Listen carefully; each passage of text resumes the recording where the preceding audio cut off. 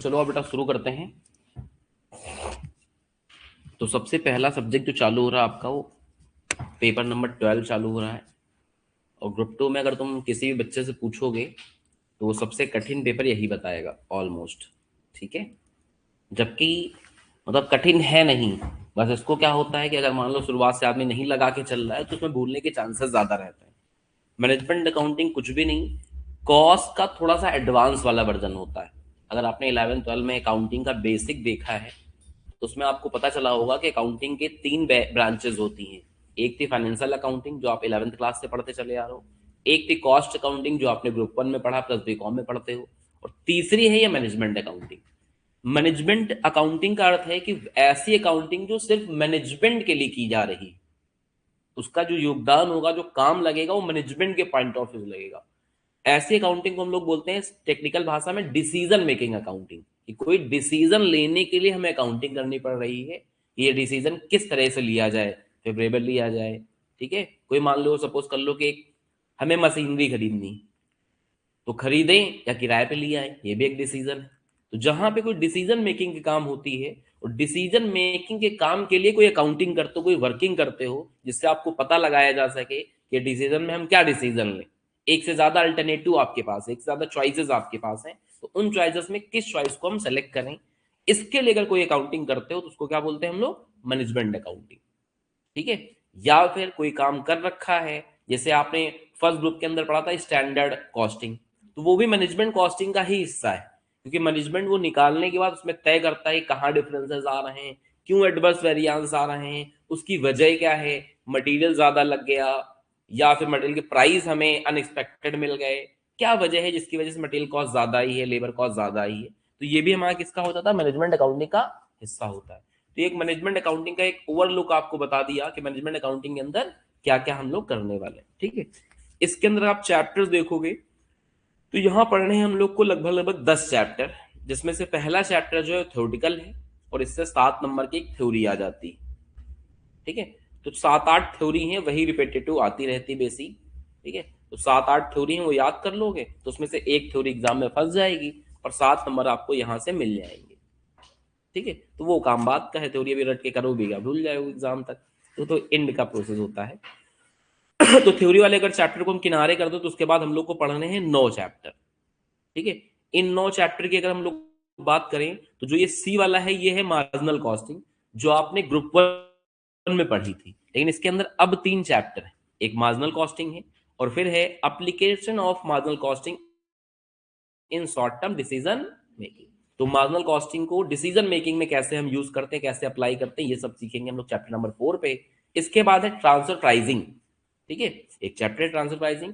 Transfer pricing का अर्थ होता है कि अगर कोई चीज इंटरनल ट्रांसफर की जाए, बेची नहीं जा रही, ट्रांसफर ही कर जाए इंटरनली। इंटरनली का मतलब है एक डिपार्टमेंट से दूसरे डिपार्टमेंट। अब मान लो एक डिपार्टमेंट है, पहला डिपार्टमेंट बोतल बनाता है, और दूसरा डिपार्टमेंट कोई ऐसी चीज बनाता है जिसमें बोतल का यूज लगता है। मान लो फिनाइल बनाता है, बोतल में भर के बेचता है, तो चाहे तो पहला डिपार्टमेंट बोतल बनाने के बाद क्या कर दे, सेकंड डिपार्टमेंट को दे दे, और उसमें फिनाइल भर के वो आगे क्या कर देगा, सोल्ड कर देगा। तो जब कहीं ऐसे 2 डिपार्टमेंट होते हैं, 3 डिपार्टमेंट होते हैं कंपनी में, कि जहां एक डिपार्टमेंट का जो आउटपुट है वो दूसरे डिपार्टमेंट के लिए एज अ इनपुट काम कर सकता है, और तब इंटरनली गुड्स ट्रांसफर होते हैं, तो किस प्राइस पे ट्रांसफर किए जाए जिससे हम दोनों डिवीजन का सही से प्रॉफिट आकलन कर पाए, परफॉर्मेंस मेजरमेंट कर पाए कि कौन सा डिपार्टमेंट ज्यादा अच्छा परफॉर्म कर रहा है, कौन सा डिपार्टमेंट कम अच्छा परफॉर्म कर रहा है। तो इसके लिए डिपार्टमेंटल कॉस्टिंग होती है, और उसके लिए हम लोग देखते हैं किस प्राइस पे ट्रांसफर किया जाए, उसी को हम लोग क्या बोलते हैं, ट्रांसफर प्राइस। तो ये सब चढ़ पढ़ेंगे हम लोग चैप्टर नंबर 5 में। एक चैप्टर नंबर 2 है, जो है क्या हमारा, एक्टिविटी बेस्ड कॉस्टिंग। ठीक है, चैप्टर नंबर 2 क्या है हमारा, एक्टिविटी बेस्ड कॉस्टिंग। ये क्या कहता है, एक चैप्टर आपने ग्रुप 1 में पढ़ रखा है ओवरहेड। ओवरहेड में अगर आपको हल्का हल्का याद हो, क्योंकि अभी हम चैप्टर का ओवरलुक दे रहे हैं आपको हल्का हल्का, अभी चैप्टर में चल नहीं रहे, चैप्टर शुरू करेंगे तो वहां से पढ़ाई करेंगे हम, हल्का हल्का समझ लेते हैं जिससे आपको अनुमान लग जाए कि इस सब्जेक्ट में हमें क्या क्या और कैसे कैसे पढ़ना है। एबीसी कॉस्टिंग में इसको कोरिलेट करेंगे हम लोग ओवरहेड चैप्टर से। ओवरहेड चैप्टर में आपको याद होगा अगर हल्का हल्का, तो एक टॉपिक आता था जहां हम लोग ओवरहेड की रिकवरी रेट निकालते थे, जिसके 5 मेथड होते थे।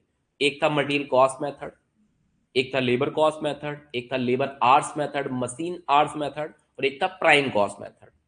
ठीक है, तो वहां पे हम लोग क्या करते थे, जो वेरियस ओवरहेड होते सारे ओवरहेड को एक ही ढंग से रिकवरी का रेट निकालते थे, चाहे वो रेंट हो, जितने भी खर्चे होते थे उनको इकट्ठा कर लेते थे फैक्ट्री के, और एक ही बेसिस पे, या तो लेबर आर के बेसिस पे, या फिर मशीन आर के बेसिस पे, या लेबर कॉस्ट के बेसिस पे, सारे खर्चों को, मान लो 50 खर्चे हैं फैक्ट्री ओवरहेड में, तो सबका सिद्धांत एक ही बनाते थे, सबको हम लोग एक ही हिसाब किताब से बांटते थे ना। डिपार्टमेंटल में बंटवारा करते थे, उसकी बात खत्म हो गई। हम बात कर रहे हैं प्रोडक्ट में बांटने की। अगर 3 प्रोडक्ट में होते थे तो रेट हम एक ही लेके चलते थे। अगर हमारा निकल आया कि 50% ऑफ द मटेरियल, तो हम जो जो जहां जहां होता था मटेरियल का 50% लेते थे। ठीक है, रिकवरी रेट एक ही कैलकुलेट करते थे हर एक प्रोडक्ट के लिए। एक्टिविटी बेस्ड कॉस्टिंग कहता है बेटा ऐसा करना गलत होगा, हमें क्या करना पड़ेगा, ओवरहेड को पहले एक्टिविटी वाइज तोड़ना पड़ेगा। कौन कौन सी एक्टिविटी हो रही है। अगर कोई मशीन ओरिएंटेड एक्टिविटी में खर्चे हो रहे हैं तो उसका हिसाब किताब मशीन आवर्स के हिसाब से लगाओ। कोई लेबर ओरिएंटेड एक्टिविटी में पैसे खर्चा हो रहे हैं तो उसका हिसाब किताब लेबर आर के हिसाब से करो। कोई पर यूनिट कॉस्ट लग रही है, मान लो कोई पैकिंग मटेरियल है, चाहे तुम ए पैक करके बेचो, चाहे बी पैक करके बेचो, चाहे सी प्रोडक्ट करके बेचो, पैकिंग मटेरियल तो सेम लग रहा है, तो फिर उसको नंबर ऑफ यूनिट के हिसाब से बांटो।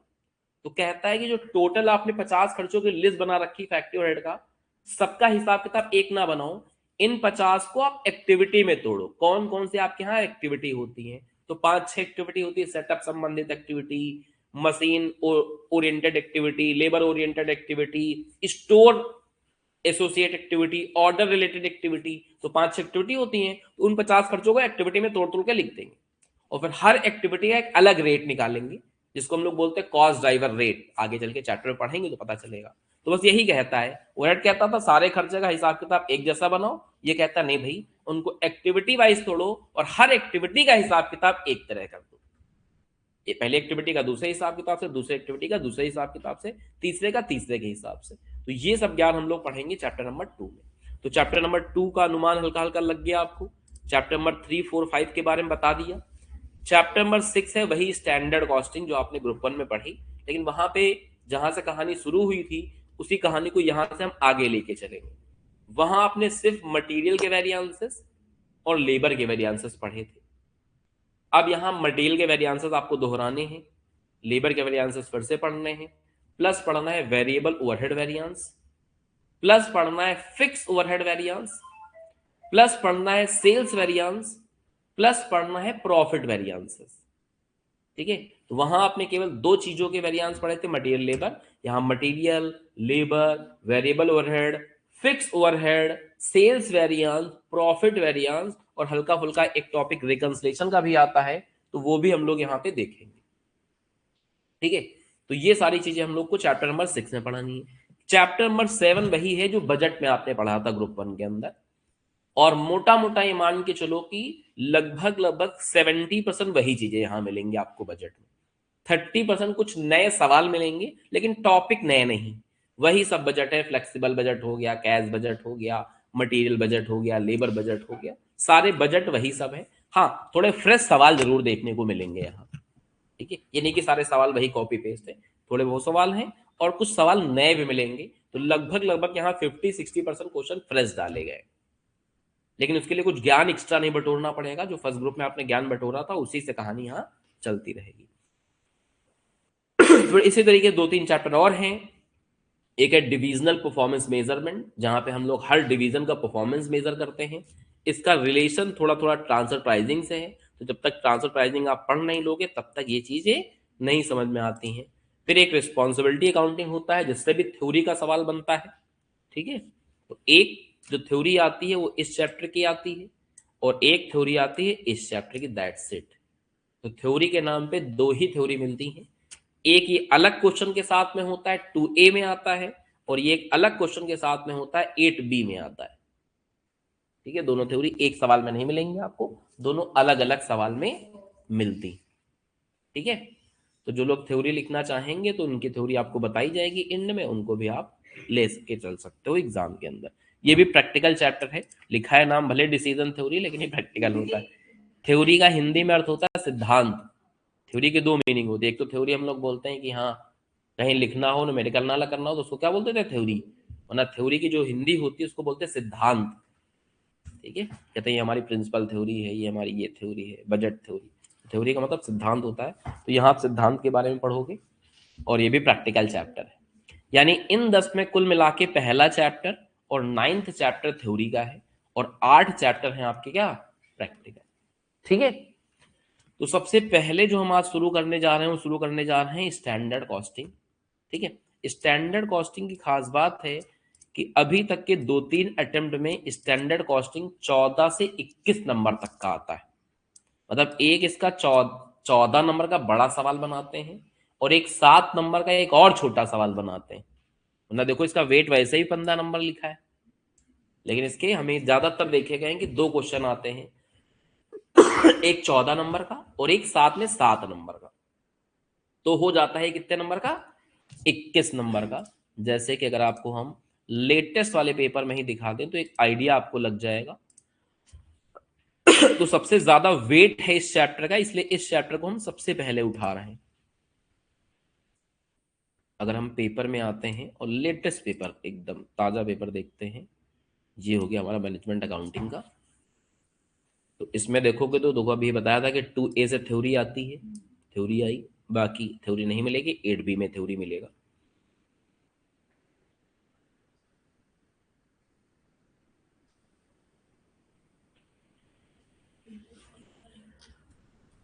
एक देखो 5 का A आया है, ये स्टैंडर्ड कॉस्टिंग का 7 नंबर का सवाल, स्टैंडर्ड कॉस्टिंग का ही ये भी 7 नंबर का सवाल है, बी वाला पार्ट। ठीक है, इस बार 7-7 नंबर के 2 ही दिए। तो हमेशा हमने नहीं कहा, ज्यादा से ज्यादा 3 सवाल। ठीक है, बड़ा सवाल कोई मिल गया तो 14 नंबर का इकट्ठा पूछ लेते हैं, छोटे छोटे सवाल मिले तो 7-7 नंबर के 2 सवाल पूछेंगे। यानी कोई इसका वो नहीं है कि इतने ही नंबर का आएगा एग्जाम में, आपको देख के चलना पड़ेगा। आने को 14 नंबर का भी एक सवाल आ सकता है, 7 नंबर का भी एक आ सकता है, आने को 7-7 नंबर के 3 भी आ सकते हैं, आने को 7-7 नंबर के 2 भी आ सकते हैं। तो मिनिमम 14 नंबर, मैक्सिमम 21 नंबर का आपको मिलने वाला है स्टैंडर्ड कॉस्टिंग के अंदर। ठीक है, तो स्टैंडर्ड कॉस्टिंग में कुछ अगर हम लोग देखेंगे जो हम लोग को सवाल लगाने हैं, वो अप्रोक्सीमेटली 30 क्वेश्चन लगाने हैं स्टैंडर्ड कॉस्टिंग के अंदर। ठीक है, इसी में सारे टॉपिक हम लोग के क्या हो जाएंगे, कवर हो जाएंगे। ठीक, तो आओ चलो एक एक करके शुरू करते हैं।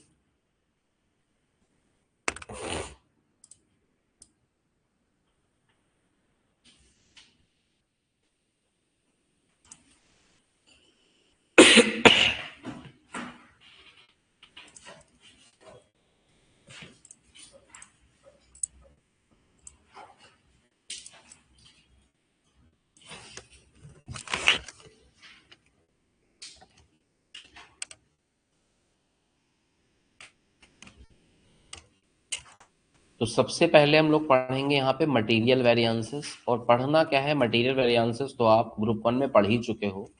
ये कह सकते हैं मटेरियल वेरिएंसेस रिवाइज करेंगे। ठीक है, तो सबसे पहले मटेरियल वेरिएंसेस रिवीजन करेंगे हम लोग, उसके सवाल देखेंगे। मटेरियल वेरिएंसेस में अगर आपने हमसे पढ़ा है तो भैया हम लोग इसमें बनाते थे 4 कॉलम। पहला कॉलम होता था SH for AO into SR का, दूसरा कॉलम होता था AQ into AR, AQ into SR, और लास्ट कॉलम होता था RSQ इंटू SR। और यहां लिखते थे कितने टाइप के मटेरियल आप यूज कर रहे हो। तो मटेरियल एक से ज्यादा टाइप के हो सकते हैं, लेट से ABC, इनका SQ फॉर AO यहाँ लिखते थे, SR लिखते थे, मल्टीप्लाई करके लिख के उनका कर लेते थे सम। इसी तरह इसका सम कर लेते थे हम लोग, इसका सम कर लेते थे और इसका सम कर लेते थे। तो 4 बॉक्सेस बनते थे और इनकी वैल्यू हम लोग कैलकुलेट करके लेके आते थे। इस बॉक्स को हमने 1 नंबर दे दिया था, इसको 2 नंबर, इसको 3 नंबर, इसको 4 नंबर। ठीक है, और फिर हम लोग निकलते थे इसमें 5 वेरिएंसेस। कौन कौन से, कॉस्ट, प्राइस, यूसेस, मिक्स और यील्ड। यील्ड को हम लोग सब यूसेस भी कहते हैं। यील्ड को हम लोग सब यूसेस भी कहते थे। और फॉर्मूले कुछ इस तरीके से होते थे इसके, 12 32 13 43 14। 12 का मतलब होता था 1 माइनस 2, यहाँ जो वैल्यू आए इससे माइनस करके लिखेंगे, और सेम एज ऑन 32 में होगा, इससे इसको माइनस करके लिखेंगे। तो इस तरीके से हम लोग करते थे, ठीक है। अगर एस क्यू फॉर एओ का अर्थ समझना चाहें कि एस क्यू फॉर एओ होता क्या है, क्योंकि ये मान के चलो कि 10 में से 5 बच्चे जो होते हैं वो एस क्यू फॉर एओ में ही गलती कर देते हैं, जबकि है कुछ भी नहीं, नाम में ही बताया गया है कि हमारा मतलब क्या होता है।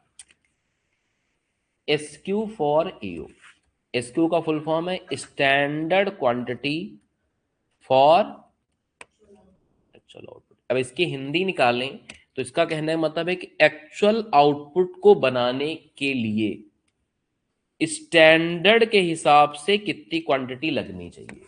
तो जो स्टैंडर्ड हिसाब किताब बताया गया था, ठीक है, जैसे आपसे कहें कि एक सवाल लगाने में बेटा 15 मिनट लगते हैं ऑन एन एवरेज, और तुमको 100 सवाल दिए गए, तो 1500 मिनट में सवाल लग जाने चाहिए थे, तो तुमने लगा दिया 1800 मिनट, तुमने लगा दिए 1700 मिनट, तुमने लगाए 1200 मिनट, तो कोई कम लगाएगा कोई ज्यादा लगाएगा।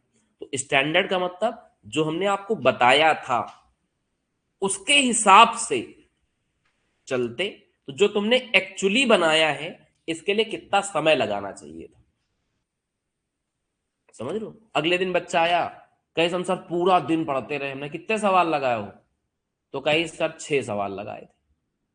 तो हमने 6 सवाल में तो 1.5 घंटा हुआ, क्योंकि एक सवाल में 15 मिनट लगना चाहिए था, तो तुम्हारा पूरा दिन कैसे निपट गया। तो इसका मतलब तुमको मोबाइल वोबाइल चला रहे थे, खेल कूद रहे थे, हम समझ जाएंगे। ये बच्चा कह रहा है कि हम 4 घंटे पढ़े और सवाल कह रहा है 6 लगाए, तो इसका मतलब टेक्निकली तुम केवल 1.5 घंटे पढ़े हो और बाकी 2.5 घंटे क्या है, कुछ उलूल जुलूल काम किए होंगे तुमने। तो जो मैनेजमेंट होता है वो अंदाजा लगा लेता है कि जो तुमने काम करके रखा होगा इसके लिए कितना समय लगाया होगा, कितना मटेरियल यूज किया होगा। अभी हमने 15 मिनट लेबर के रिस्पेक्ट में बता दिया, सामान के रिस्पेक्ट में समझो। अब मान लो कोई एक कंपनी है पिज्जा बनाने वाली कंपनी, डोमिनोज। अब डोमिनोज का मालिक डोमिनोज के सेंटर में तो बैठा नहीं रहेगा, गार्ड सेंटर में कैमरा लगा के वही यही करता रहा, समझ लो। तो क्या करता है, सब भेज देता है, फिर देखता है कि मान लो एक पिज्जा बनाने में, मान लो उस डोमिनोज सेंटर में एक ही टाइप का पिज्जा मिलता है, मीडियम हार्ड लेवल ये सब नहीं, एक टाइप का ही है बस, सिंपल वही पिज्जा खाओ नहीं तो घर जाओ, ठीक है। तो मान लो ऐसा वाला कोई किसी कंपनी में लगे हो कि सिमिलर टाइप का एक पिज्जा मिलता है, और उस पिज्जा में सपोज कर लेते हैं कि 50 ग्राम ये लोग क्रश्ड पनीर डालते हैं ऊपर से। कोई पिज्जा लोगे क्रश्ड पनीर डाल के देता है, मान लेते हैं 50 ग्राम है। तो शाम को मालिक चेक करता है, लो भैया पैसा लो, कितना पिज्जा बेचो, 100 पिज्जा बेची मान लो शाम तक, ठीक है। तो 100 पिज्जा के हिसाब से अब एक में अगर 50 ग्राम प्लास वो लगती है पनीर, तो 100 में कितनी लगनी चाहिए, 100 × 50, मतलब 5000 ग्राम, मतलब 5 किलो। और पनीर देखा तो फ्रिज से 8 किलो गायब है। ऐसे मैनेजमेंट तय करता है, बे साला बेचे तुम 100 पिज्जा, तो उसके हिसाब से पनीर तो तुम्हारा 5 किलो लगना चाहिए। अब पनीर 8 किलो कैसे कम हो गया, पनीर सुबह हम 10 किलो रख के गए थे, मतलब 10 किलो भिजवाया था तुम्हारे सेंटर में, तो 5 किलो कहाँ गायब हो गया। या तो 3 किलो पनीर तुम खा गए, मतलब मैनेजर खा गया, समझ लो। या तो फिर क्या अपने घर भेज दिए होगे, या फिर 3 किलो पनीर क्या है बेच डालो, बता नहीं रहे हो, सामान चोरी करके बेच रहे हो। या फिर ऐसा भी हो सकता है कि हमने बोला था 50 ग्राम, तुम क्वांटिटी देखे ना, किसी में 80 ग्राम, किसी में 70 ग्राम, किसी में 100 ग्राम डाल डाल के दे दी हो, एक ये भी हो सकता है, समझ लो। तो अब इनमें पता लगाया जाता है कि आदमी कहे नहीं भाई 5 किलो यूज होना चाहिए था, that is SQ for you, कितना सामान लगना चाहिए था, कितना एक्चुअली में लगाया उसको क्या बोलते हैं, एक्चुअल क्वांटिटी। तो इसको निकालने के लिए सबसे पहले आपको देखना होता है कि हमारा एक्चुअल आउटपुट कितना है, क्या देखना होता है, और फिर देखना होता है कि स्टैंडर्ड का हिसाब किताब क्या कह रहा है। स्टैंडर्ड का हिसाब किताब कभी कभी सवाल एक क्वांटिटी का बताता है, जैसे अभी हमने बताया कि एक पिज्जा बनाने में 50 ग्राम पनीर लगता है, तो एक पिज्जा बनाने में अगर 50 ग्राम, तो 100 पिज्जा बनाने में लगना चाहिए 5000 ग्राम। तो आपने क्या किया, ये लिखा एक्चुअल आउटपुट, और इसको बोलते हैं स्टैंडर्ड क्वांटिटी पर यूनिट। क्या बोलते हैं, स्टैंडर्ड क्वांटिटी पर यूनिट। या तो स्टैंडर्ड क्वांटिटी पर यूनिट आपको दे रखा होगा, या ये कह सकता है कि भैया 1 किलो में 20 पिज्जा बनते हैं, ये भी तो बोल सकता था सवाल, ऐसा ही बोल सकता है। तो फिर यूनिटी मेथड से निकालना पड़ेगा कि भैया 1 किलो लगता है 20 पिज्जा बनाने के लिए, तो 100 पिज्जा बनाने के लिए कितना लगेगा, तब भी डायरेक्टली 5 किलो आ जाएगा। समझ रहे हो? तो कभी कभी क्या होता है कि पर क्वांटिटी का नहीं दे रखा होता है, तो जितनी क्वांटिटी का दे रखा उससे डिवाइड कर लो, पर क्वांटिटी का अपने आप ही आ जाएगा, और फिर उसको एक्चुअल क्वांटिटी से मल्टीप्लाई कर देंगे तो क्या आ जाएगा, SQ फॉर ए। सिंपल तुम्हें समझना है कि जो एक्चुअल आउटपुट दे रखा है उसको बनाने के लिए कितना सामान लगना चाहिए था, दैट इज कॉल्ड क्या, SQ फॉर ए। तो इसको हम लोग SQ फॉर AO बोलते हैं। तो इसमें कभी आपको गड़बड़ नहीं करनी है, और यकीन मानो अगर SQ फॉर AO में आपने गड़बड़ नहीं किया तो बाकी जगह गड़बड़ी होने के चांसेस बहुत कम हो जाते हैं, क्योंकि यही ऐसी चीज है जो सवाल तुम्हें डायरेक्टली नहीं देता है। हर सवाल में होपफुली आपको कैलकुलेट ही करना पड़ता है, और बाकी चीजें ज्यादातर डायरेक्टली दे रखी होती हैं। एक इसमें RSQ होता है, इसको भी निकालना आप लोग को आता है। RSQ क्या बोलते थे हम लोग, रिवाइज्ड स्टैंडर्ड क्वांटिटी। ये कुछ नहीं कहता, कहता आपको टोटल लेना है एक्चुअल क्वांटिटी का, जो भी एक्चुअल वाली क्वांटिटी लिखी होगी इसका आपको सम करना है। SR से मतलब नहीं है, केवल इस एक्चुअल वाली क्वांटिटी का सम करना है और उसको स्टैंडर्ड के रेशियो में तोड़ देना है, स्टैंडर्ड मिक्सचर के रेशियो में तोड़ देना है और फिर लिख लेना है।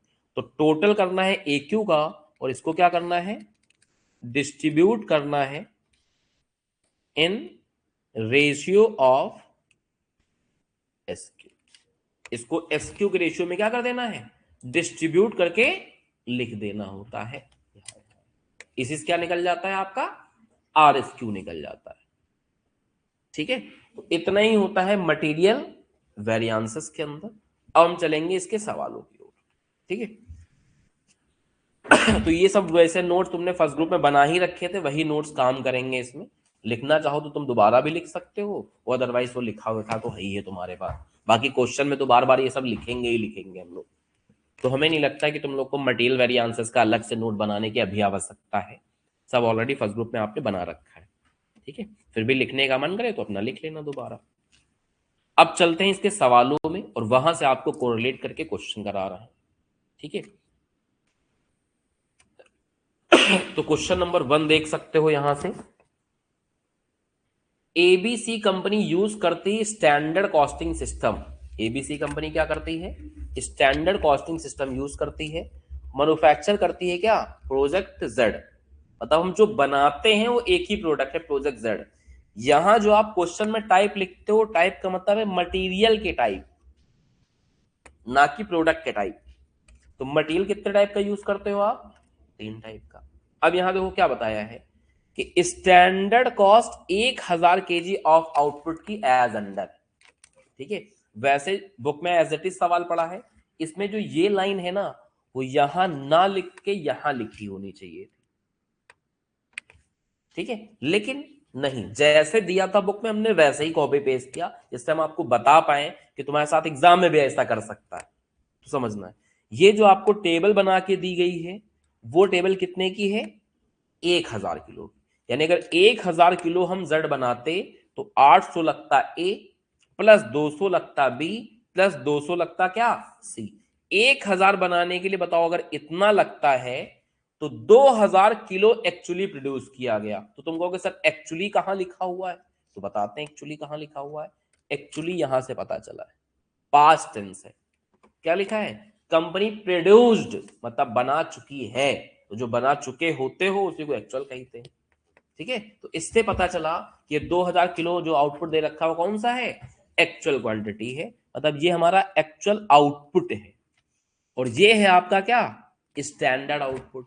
इसको बनाने के लिए अगर इतना सामान लगना चाहिए तो बताओ 2000 किलो, 2 लाख किलो बनाने के लिए कितना सामान लगना चाहिए था। ठीक है, कितना सामान लगना चाहिए था, इसको क्या बोलेंगे हम लोग, SQ फॉर AO। तो सबसे पहले क्या करना पड़ेगा आपको, कैलकुलेट करना पड़ेगा वर्किंग नोट में SQ for AO, standard quantity for actual output, जो हर चीज का अलग अलग निकलता है। A का अलग निकलेगा, B का अलग निकलेगा, C का अलग निकलेगा। बहुत ही सिंपल होता है। 800 क्वांटिटी लगती है डिवाइड बाय स्टैंडर्ड आउटपुट 1000 को बनाने में। तो एक्चुअल आपने 2 लाख बनाया है तो कितना माल लगना चाहिए। सेम चीज 200 लगता है 1000 को बनाने में, तो 2 लाख बनाने में कितना लगना चाहिए। और सेम इसी तरीके से 200 लगता है 1000 को बनाने में, तो 2 लाख बनाने में कितना लगना चाहिए। 1,60,000, 40,000 और 40,000। क्वांटिटी क्योंकि केजी में है तो आगे केजी लगा देंगे। ठीक है, तो ये हो गया हमारा SQ फॉर AO। तो यहां आ गया 1,60,000, 40,000 और 40,000। स्टैंडर्ड रेट का मतलब होता है किस रेट में आपने सोचा था कि सामान मिलेगा। तो 2.5 रुपए, 4 रुपए, 1 रुपए, 2.5 रुपए, 4 रुपए, 1 रुपए स्टैंडर्ड रेट है। एक्चुअल क्वांटिटी आपकी कितनी लगी है वो दे रखा है। एक्चुअल क्वांटिटी इसकी लगी है 1,57,000, 38,000 और कितना 36,000। एक्चुअल रेट 2 रुपए 40 पैसे, 4 रुपए 20 पैसे और 1 रुपए 10 पैसे। यहां भी आपको एक्चुअल क्वांटिटी ही लिखनी है, लेकिन मल्टीप्लाई आपको स्टैंडर्ड वाले रेट से करना है, यानी 2.5 रुपए, 4 रुपए और 1 रुपए से। और सबसे लास्ट में क्या लिखना है बेटा हम लोग को, रिवाइज स्टैंडर्ड क्वांटिटी। और रिवाइज स्टैंडर्ड क्वांटिटी कैसे निकालते हैं हम लोग, एक्चुअल क्वांटिटी का सम करते हैं। इस एक्चुअल क्वांटिटी का हम लोग क्या करेंगे, सम करेंगे। तो आपको जो वर्किंग नोट 2 बनाना हो कैसे बनाना है, RSQ का कैलकुलेशन। इसके लिए सम ऑफ एक्चुअल क्वांटिटी लेते हैं, जो आपने कितना बताया 2,31,000, और इसको स्टैंडर्ड के रेशियो में तोड़ देते हैं। स्टैंडर्ड का रेशियो चाहे तुम ओरिजिनल सवाल से यहां बना लो, कम क्वांटिटी रहती है, और चाहे से तुम यहां से बना लो, दोनों में से सेम ही बनता है। तो जब छोटे से बन सकता है तो यहीं से बना ले। यहां से अगर रेशियो बनाएंगे तो क्या बनेगा 4:1:1 का। तो इसको आपको तोड़ देना है स्टैंडर्ड रेशियो में, जो कि है 4:1:। तो अगर इसको तोड़ते हो तो बताओ क्या क्वांटिटी आएगी, ए की, बी की और सी की। 1,54,000, 38,500 और 38,500 kg। ये उठा के आपको लिखना है कहां पे, RSQ में। 1,54,000, 38,500 और 38,000 कितना 500 इनटू स्टैंडर्ड रेट 2.5 रुपए, 4 रुपए और 1 रुपए। अब आपको इनको मल्टीप्लाई करके सम करके बताना है कि भैया कितना निकल के यहां पे आ रहा है।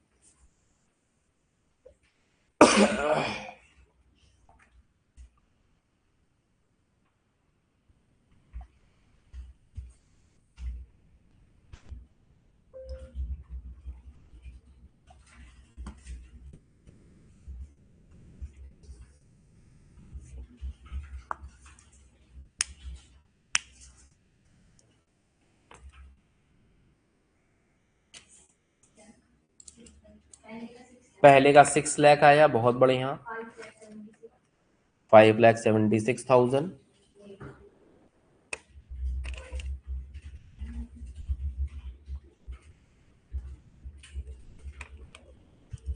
अगला नेक्स्ट,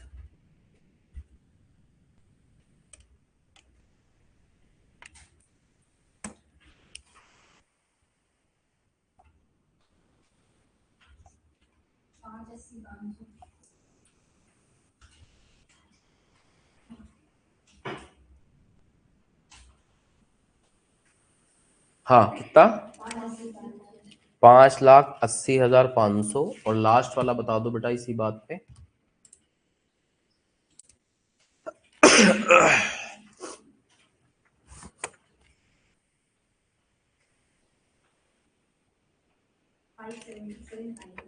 5,77,500। फिर ये फॉर्मूले लगा देंगे हम लोग। ठीक है, इनको अपना समझने के लिए इधर लिखा जाता है। और यहाँ पे पूरा लिख लिख के एग्जाम में करके आना होता है। पहले की वैल्यू माइनस इसकी वैल्यू, प्लस में आए तो क्या होता था, फेवरेबल वेरिएंस, माइनस में आए तो एडवर्स वेरिएंस। 3 - 2 यानी 580,500 -2 यानी 5,76,000।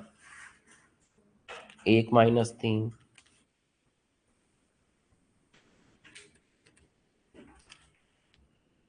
यहाँ कितना है बेटा, 4,500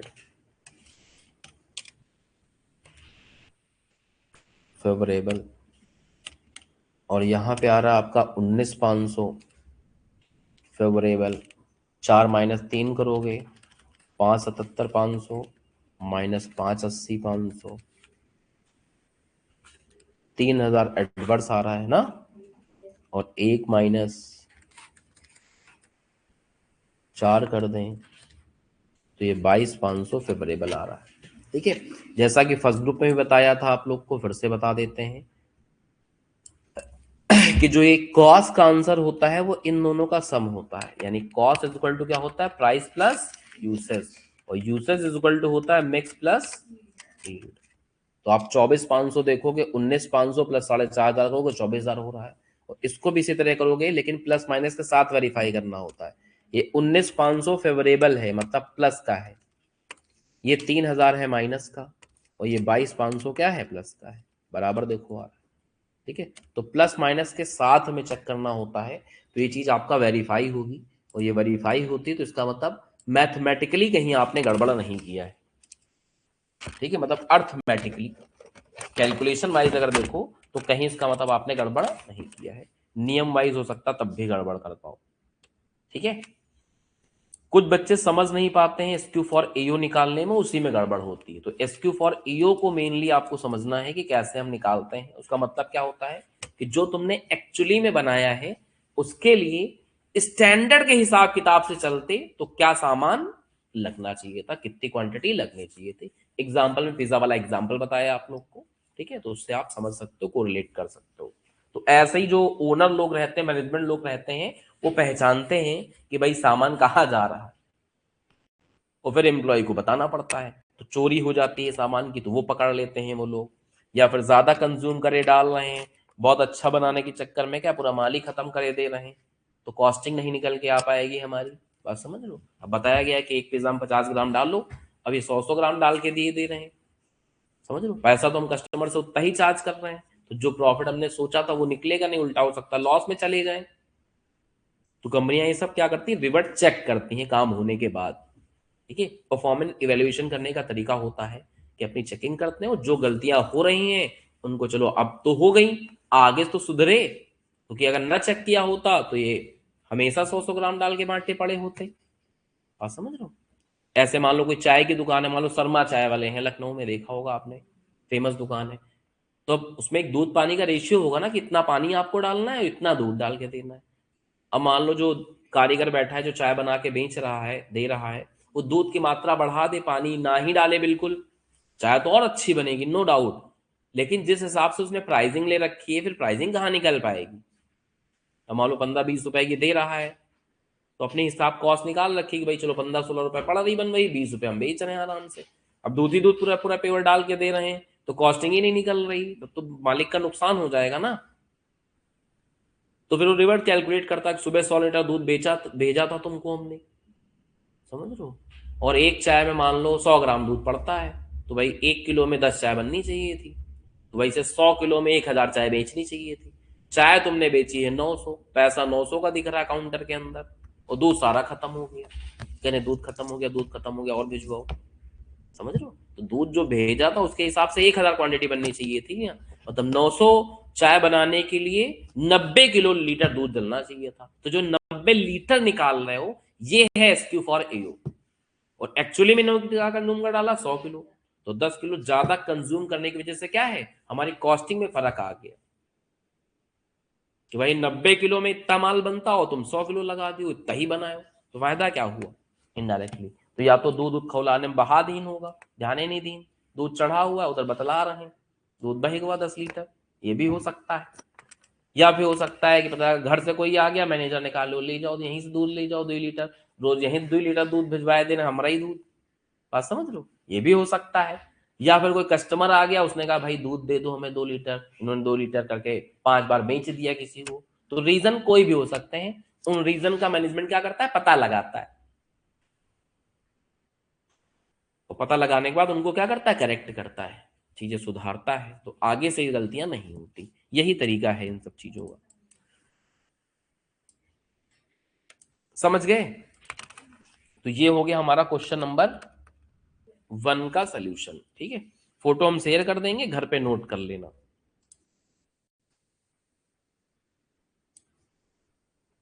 फोटो आपको टेलीग्राम से मिल जाएंगे ग्रुप में, और वहां से आप अपना इनको नोट डाउन कर सकते हो इसी तरीके से कॉपी में। चलते हैं अगले सवाल की ओर। पहला सवाल समझ गए होंगे, और पहला सवाल आपने देखा होगा जैसे फर्स्ट ग्रुप में सवाल लगाते थे वैसे ही है, कोई इसके अंदर नया पॉइंट या नई चीज नहीं। ठीक है,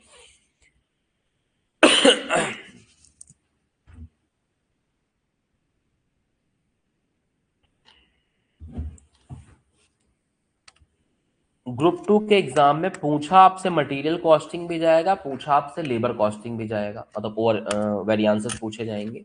वेरिएबल वर्ड के वेरिएंसेस पूछे जा सकते हैं, फिक्स के, सेल्स के, और लास्ट में क्या है, प्रॉफिट के वेरिएंस।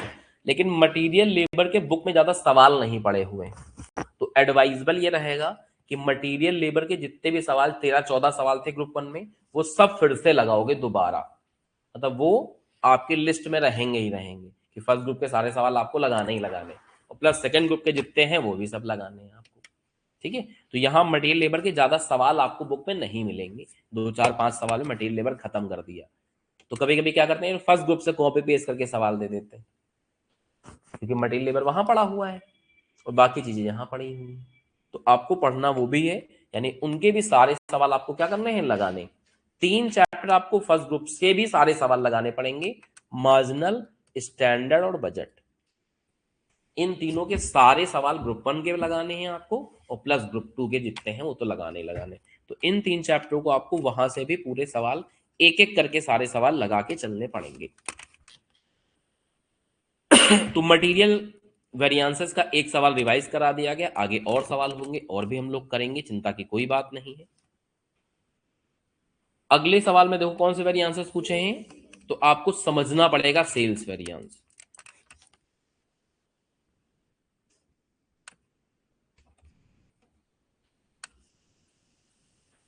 अगला है हमारा क्या, सेल्स वेरिएंसेस। अच्छी बात है कि सेल्स वेरिएंस की जो टेबल बनती है वो एकदम वैसे ही बनती है जैसे मटेरियल में बनती थी। ठीक है, टाइप, लेकिन यहां टाइप का मतलब टाइप ऑफ मटेरियल नहीं है, जो आप बेच रहे हो फिनिश प्रोडक्ट उसके टाइप की। ठीक है, टाइप ऑफ फिनिश गुड जो आप बेचते हो। तो मान लीजिए आप पी बना के बेच रहे हो, क्यू बना के बेच रहे हो, आर बना के बेच रहे हो। फिर यहां लिखते थे हम लोग एस क्यू फॉर एओ। यहां देखो स्टैंडर्ड वेरिएंट सेल्स वेरिएंट में सबसे अच्छी बात है कि कोई तुम्हारा एस क्यू फॉर एओ नहीं होता है। मटेरियल लगना होता था तो पता होता था कितना तुमने लगना चाहिए था और कितना तुमने एक्चुअली में लगाया। सेल्स में क्या होता, सेल में तो सेल होगी, बात खत्म है। तो यहां एक चीज होती है बजटेड क्वांटिटी, और एक होती है एक्चुअल क्वांटिटी सेल की। ठीक है, तो यहां टेबल थोड़ा अलग तरीके से प्रेजेंट की जाती है। एक हो जाती है आपकी क्या, बजटेड यूनिट। बजटेड यूनिट का मतलब है कितने यूनिट आपको सोल्ड करना था। ठीक है, मतलब क्या बजट आपने बनाया था, कितना सोचा था कि आप बेचोगे, वो यहां लिखने होते हैं। इनको क्या बोलते हैं कि हमने सोच रखा है कि पता लगा 500 प्रोडक्ट बेचेंगे, आज 500 समोसा बेचेंगे, सोचा था, ये है बजटेड यूनिट। एक्चुअली में 450 बिके, ये है एक्चुअल यूनिट। ठीक है, तो बजटेड क्वांटिटी का मतलब क्या होता है, कितना आपने सोचा था कि आप बेचोगे, that is budgeted unit. Into budgeted price, आपने किस प्राइस पे सोचा था कि समोसा बेचोगे, उसको क्या बोलते हैं, बजटेड प्राइस। तो budgeted unit into budgeted price. दूसरा actual unit into actual price. फिर actual unit into budgeted price. और सबसे लास्ट में revised budgeted unit, revised budgeted unit into budgeted price.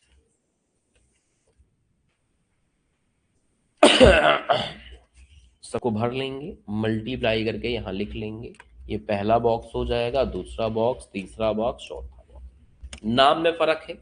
Material में आप निकालते थे मटेरियल कॉस्ट वेरिएंस, यहां कॉस्ट नहीं होती। सेल में क्या कॉस्ट, सेल तो सेलिंग प्राइस पे होता है ना, तो उसको हम लोग वैल्यू बोलते हैं, यानी सेल्स वैल्यू वेरिएंस। सेकेंड वाला सेम रहता है, सेल्स प्राइस वेरिएंस। फिर सेल्स क्वांटिटी को यहां बोलते हैं वैल्यूम, जो वहां यूसेस बोलते थे यहां क्या बोलते हैं, volume. Value price value. Mix. और सबसे लास्ट में क्या है, यील्ड। यील्ड को सब वैल्यूम भी बोला जाता है। जो तीसरा वाला रहता है उसके आगे सब लगा दो बस, वहां सब यूसेस, यहां क्या हो गया, सब वैल्यू। और अच्छी बात जानते हो क्या बताएं, क्या 12 32 13 सेम है, लेकिन देखो कैसे लिख रहे हैं, तो सुनो 12 32 13 43। देख लो, बोल कुछ और है, लिख कुछ और है, उल्टा करके लिखना है। अब ये उल्टा करने का नियम क्या आया ये समझो। भाई मटेरियल खर्चा होता था, खर्चा तुमने सोचा 50 रुपया, लगा 60, तो सोचो ज्यादा लग गया तो नुकसान, एडवर्स। यहां अगर सोचो 50 की सेल होगी और 60 की सेल हो जाए तो खुशी की लहर जाग उठेगी, समझ लो। तो ये रेवेन्यू को बताता है जबकि वो खर्चे को बताता था, इसलिए फॉर्मूले क्या हो गए हैं, पलट गए हैं। ठीक है, तो फॉर्मूले आपको क्या करना है, पलट के लिखना है। फिर वही है, प्लस में आए तो फेवरेबल, माइनस में आए तो एडवर्स। समझ गए।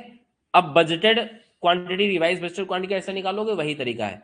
एक्चुअल यूनिट को आपको बजटेड के रेशियो में तोड़ के लिखना है। ठीक है, इसमें एसक्यू फॉर निकालना नहीं होता है, तो यानी हाँ, बजटेड यूनिट भी दे रखे होंगे, बजटेड प्राइस भी दे रखा होगा, एक्चुअल यूनिट भी दे रखे होंगे, एक्चुअल प्राइस भी दे रखा होगा। केवल आरबीयू निकालना पड़ेगा, जो क्या होता है, एक्चुअल यूनिट के सम को टोटल करना है, उसको तोड़ देना किस रेशियो में, बजटेड के रेशियो में तोड़ के आपको यहां यहां यहां यहां लिख देना होता है। That's it. एक बात और ध्यान रखनी है, सेल्स के सेल्स वेरिएंस के सवाल में अगर बजटेड की जगह पे कभी कभी सवाल में स्टैंडर्ड लिख देता है, तो आपको समझना है कि सेल्स वेरिएंस में स्टैंडर्ड जैसी कोई चीज नहीं होती। अगर स्टैंडर्ड गलती से लिख दिया तो उसको बजटेड की तरह ट्रीट करोगे। यानी सेल्स वेरिएंस में स्टैंडर्ड बजट क्या होता है, सेम होता है। बाकी वेरिएंसेस में नियम नहीं लगेगा, स्टैंडर्ड अलग चीज होती है और बजटेड अलग चीज होती है। ठीक है, इसके सवालों में अगर स्टैंडर्ड भी देगा तो क्या मानोगे उसको, बजट। ठीक है, यानी सेल्स वेरिएंस में जो स्टैंडर्ड होता है वही क्या होता है, यानी हो सकता है बजटेड प्राइस की जगह क्या लिख दे, स्टैंडर्ड प्राइस। बजटेड यूनिट के क्या लिख दे, स्टैंडर्ड यूनिट, तो आपको बजटेड की जगह पे प्लेस करना है। नाम यही होते हैं, कभी कभी किताब वाले उसको स्टैंडर्ड लिख देते हैं, तो आपको समझना सेम चीज है, लेकिन केवल किसके लिए, सेल्स वेरिएंस के लिए। बाकी कोई और वेरिएंस निकाल रहे होगे तो ये नियम बाकी जगह लागू नहीं होता। बाकी जगह हम बोलेंगे कि standard is not is equal to budget, लेकिन यहां क्या बोलते हैं, standard is equal to budgeted. ठीक है, तो इसके फॉर्मूले आपके पास नहीं लिखे तो इसके फॉर्मूले तुरंत नोट डाउन कर लो, हल्का हल्का दिमाग में छप जाएंगे।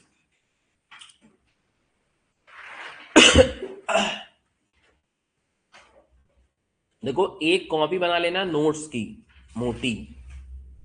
ठीक है, मोटी इसलिए बोल रहे हैं कि पहले उसी कॉपी मैनेजमेंट अकाउंटिंग की नोट्स बना लेना, मैनेजमेंट जब खत्म हो जाएगी दूसरा सब्जेक्ट चालू करेंगे, 2 पन्ना छोड़ के अगले सब्जेक्ट का बना लेना, तो सारे नोट्स आपके एक ही कॉपी में हो जाएंगे। तो जब भी कुछ फॉर्मूले भूल जाओ या नोट्स भूल जाओ, उस कॉपी खोलोगे, पढ़ लोगे, फिर सवाल लगाना स्टार्ट कर दोगे। और एक कॉपी बनाओ क्वेश्चन के सॉल्यूशंस की, कि क्वेश्चन में कभी दिक्कत आए कि दोबारा लगा रहे पहला सवाल आंसर नहीं मैच कर रहा, लाके क्या कर लेंगे, वेरीफाई कर लेंगे। और समझ लो, तो इस तरीके से करोगे तो फिर एग्जाम टाइम में दिक्कत नहीं होती है। नोट्स की कॉपी आपके पास अलग बनी होगी और क्वेश्चंस की अलग बनी होगी।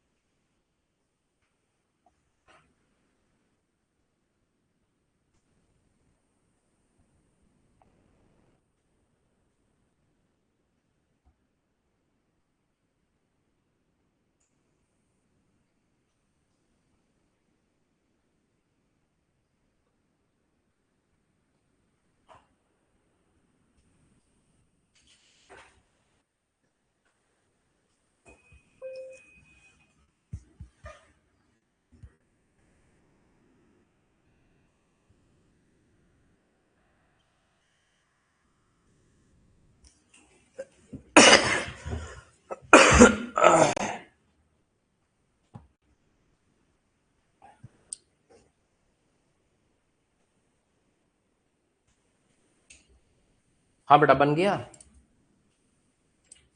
आगे चले फिर हम लोग। चलो बहुत अच्छी बात है। तो यही चीज हम लोग क्वेश्चन नंबर 2 में कर लेते हैं। यही वेरिएंसेस हम लोग को निकालने हैं। तो ये लगने जा रहा क्वेश्चन नंबर 2 का सोल्यूशन। बजटेड आपको यूनिट दे रखे हैं 1500 1500 1500।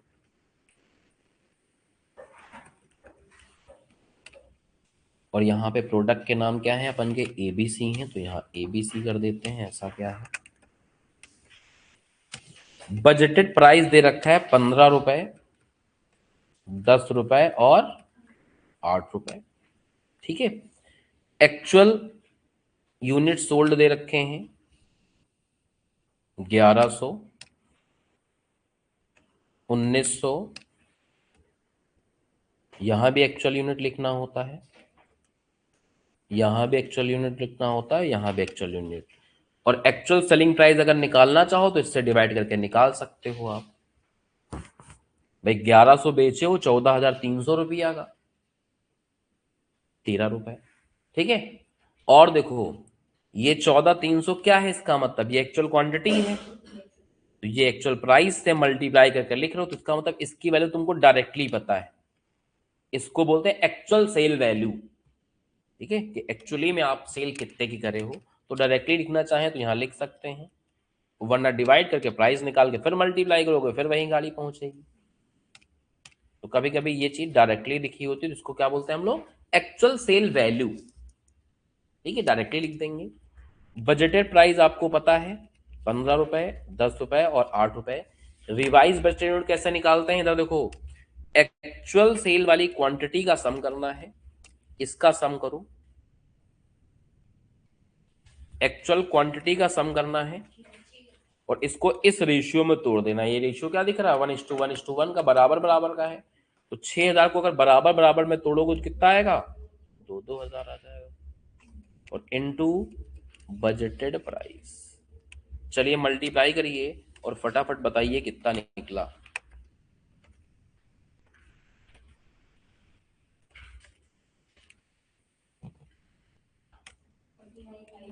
पहला वाला 49,500,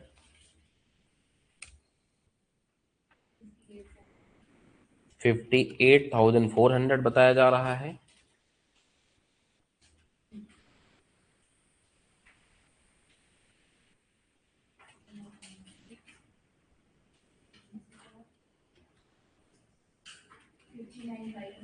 हम्म 59,500।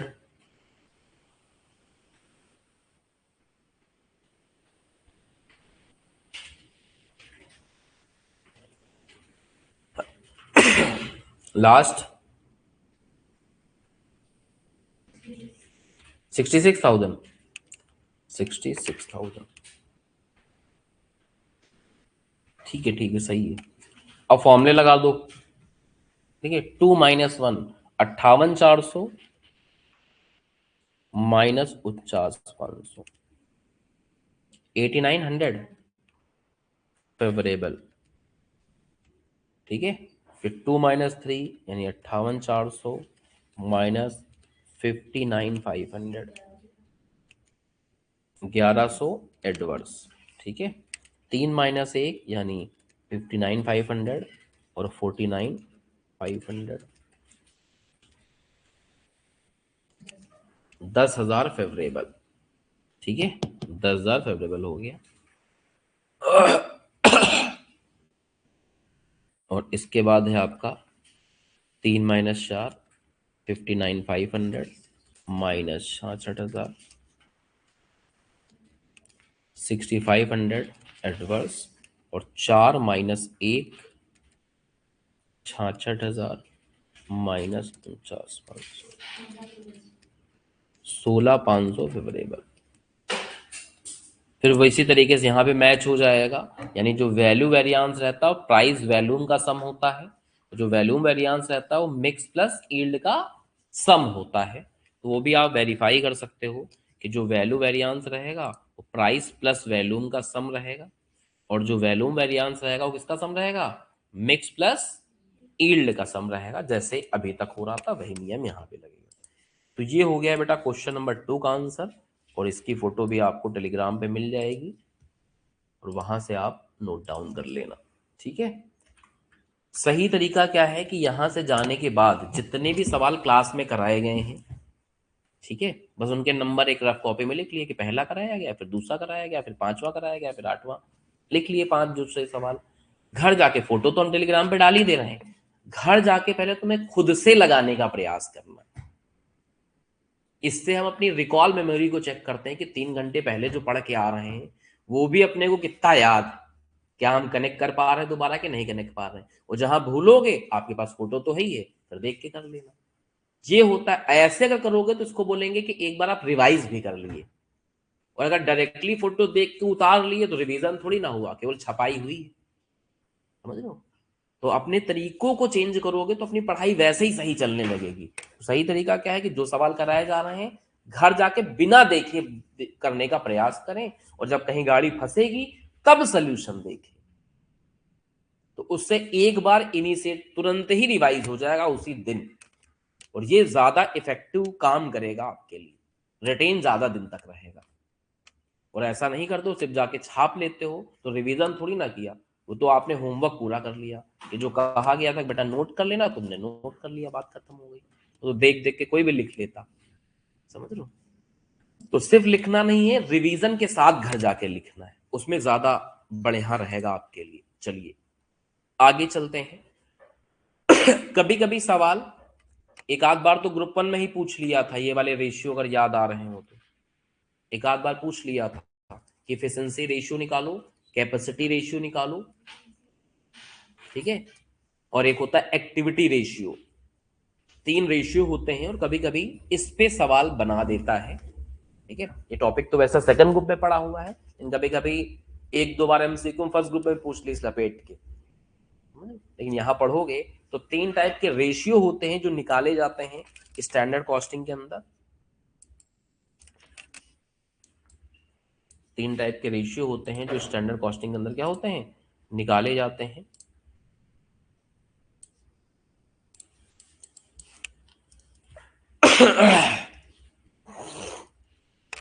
तो एक होता है आपका कैपेसिटी रेशियो, एक होता है एक्टिविटी रेशियो, और एक होता है क्या, एफिशिएंसी रेशियो, ठीक है। कैपिटी रेशियो का फॉर्मूला होता है actual hours divide by budgeted hours into 100। लिखो लिखो फॉर्मूला लिखो।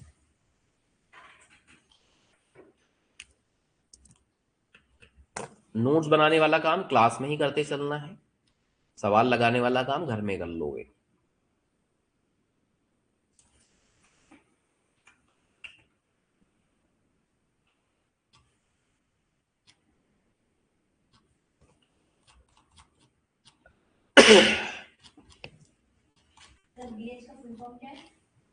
Budgeted hours.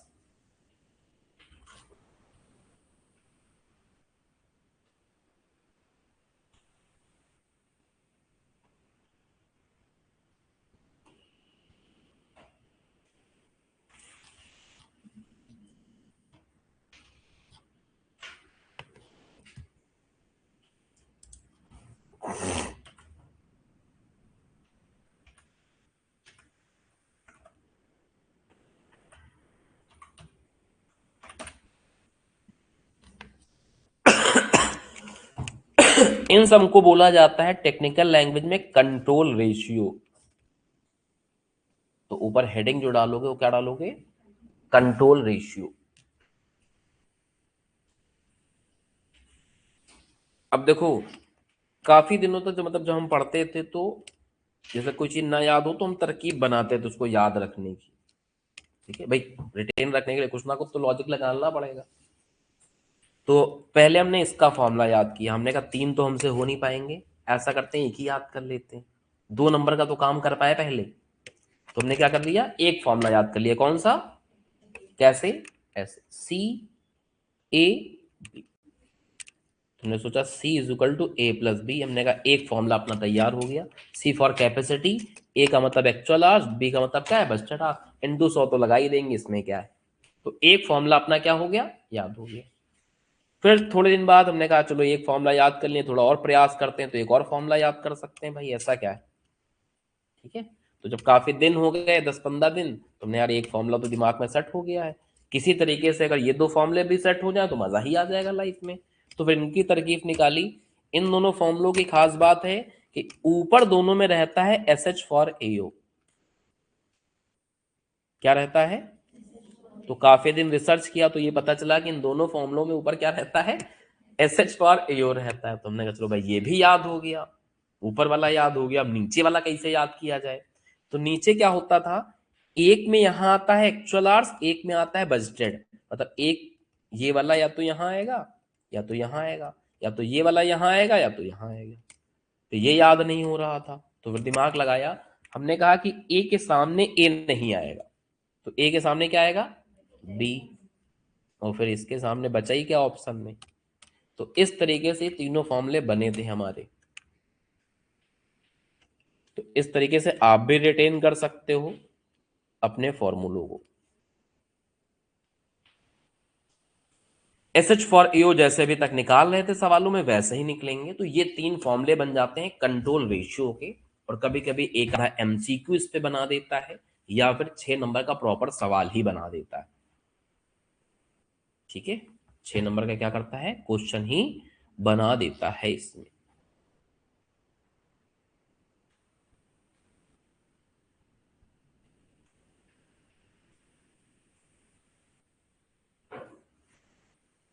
ठीक है, और एक लाइन और लिख लेना, जो कैपेसिटी रेशियो होता है वो एक्टिविटी रेशियो और इफिशियंसी रेशियो का प्रोडक्ट होता है। भाई अगर इन दोनों को मल्टीप्लाई करेंगे, ठीक है, इन दोनों को मल्टीप्लाई करेंगे तो क्या हो जाएगा, एक सेकेंड नीचे वाला भी ना लिखना, एक लाइन छोड़ दो भी लिखवाते हैं।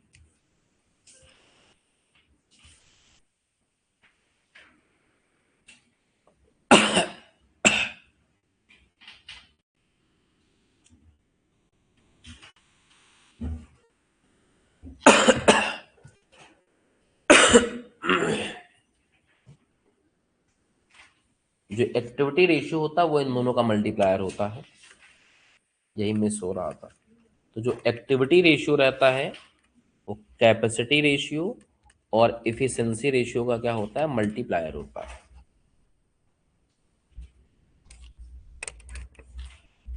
तो अगर इनमें से कोई दो रेशियो पता हो तो भी तुम तीसरा रेशियो निकाल सकते हो।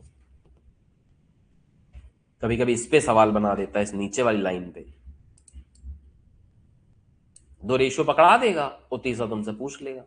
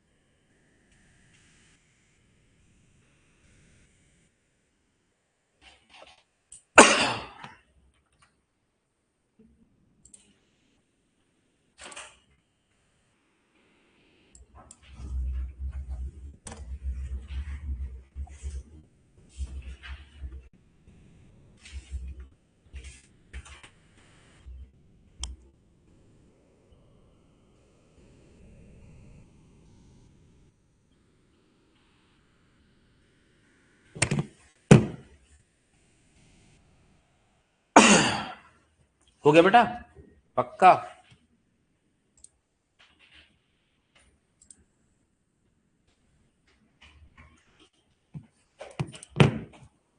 तो आओ करते हैं क्वेश्चन।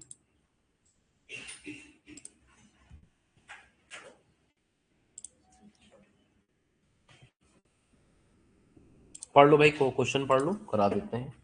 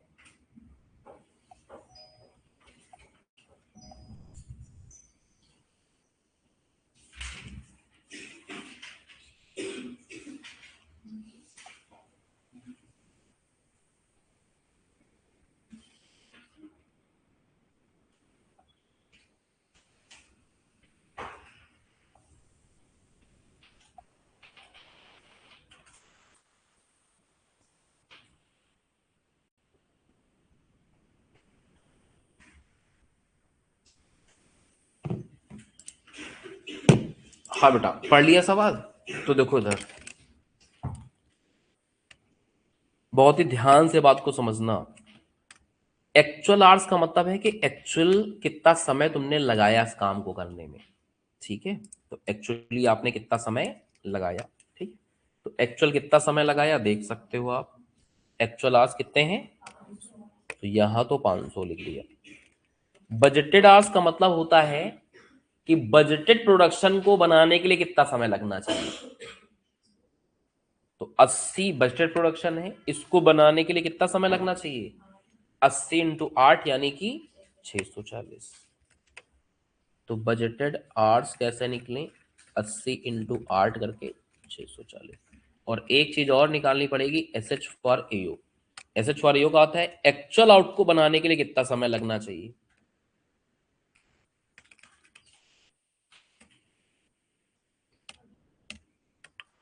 ठीक है, तो इस तरीके से आपके ये क्या निकलने आएंगे, वर्किंग नोट के अंदर बजटेड आवर्स और एस एच फॉर एओ निकल जाएंगे। फिर यहाँ फॉर्मूले पे डालना है, सारे निकल जाएंगे। एस एच फॉर एओ आ गया है 480, बजटेड आवर्स है कितना 640। एस एच फॉर एओ 480 और एक्चुअल आवर्स है 500। तो ये आ गया 96%। पहला वाला 75, 125। ठीक है, अब जब वेरीफाई करना होता है तो ऐसे नहीं करते हैं कि 96% इंटू 75% कर दो। वेरीफाई करना है तो जो एक्टिविटी का आंसर होगा वो इन दोनों का मल्टीप्लायर होगा। तो ऐसे किया जाता है, कोई एक ऐसे ही लिखोगे कैलकुलेटर में और दूसरा वाला जो लिखोगे एक बार परसेंटेज दबाओगे।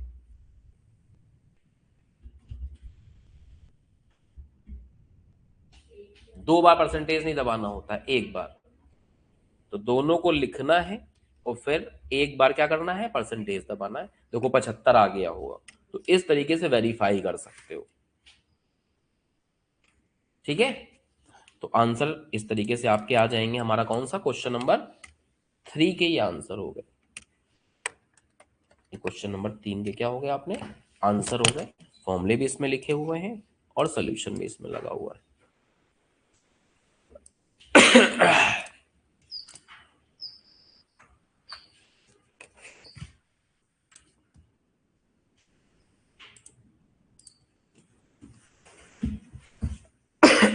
चलो आगे चलते हैं।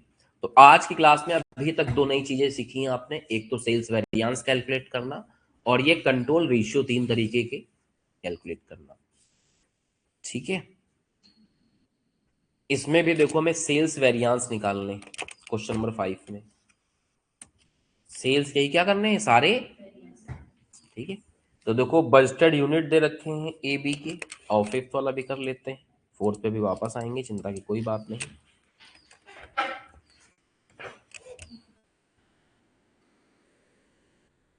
टाइप, एक ए बेच रहे हो, एक क्या बेच रहे हो, बी। यहां पे होते हैं budgeted unit into budgeted price, actual unit into actual price, actual unit into budgeted price और revised budgeted unit into budgeted price. यही फॉर्मूले होते हैं, यही लिखने हैं हम लोग को। ए की अगर हम लोग देखें तो बजटेड यूनिट 6000 है और बी के देखें तो कितने हैं 10,000। बजटेड प्राइस 5 रुपए है और 2 रुपए। ठीक है, अब इधर देखो एक्चुअल यूनिट देखो ए के, तो 5,000 बिके हैं 5 रुपए में और 1,500 बिके हैं कितने में, 475 में। एक्चुअल यूनिट है 6500, लेकिन दोनों के रेट अलग अलग हैं, तो दो पार्ट में तोड़ के लिखेंगे ए वाला मटेरियल। 5,000 का एक्चुअल प्राइस 5 रुपए है और 1,500 का एक्चुअल प्राइस क्या है 475। इसी तरह इसका 7,500 और 1,700 और इनका एक्चुअल प्राइस है 2 रुपए। और यहां है मिसप्रिंट बुक में, तो नोट्स मिलेंगे उसमें आप कर सकते हो एडिट, बुक होगी तो उसमें एडिट कर लेना। यहाँ 1 रुपया 90 पैसा है, तो ये मिसप्रिंट है, इसको सुधार लेना। ठीक है, फिर देखो यहां क्या लिखना है, actual unit into budgeted price. तो ए के एक्चुअल यूनिट अगर देखोगे तो 6500 है, और बी के एक्चुअल यूनिट देखोगे तो कितने हैं, 9250 इनटू बजटेड प्राइस।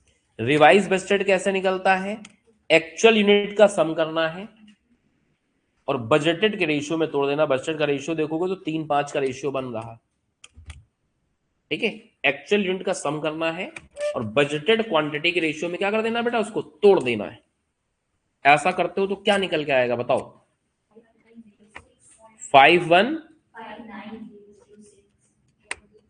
51.2525।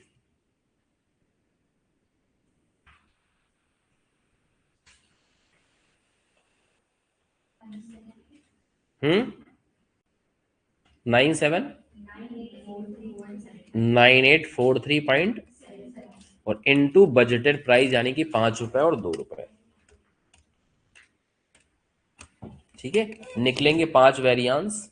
कौन कौन से, एक निकलेगा वैल्यू, प्राइस, वैल्यूम, मिक्स और यील्ड बोलो या क्या बोलो उसको, सब वैल्यूम बोलो।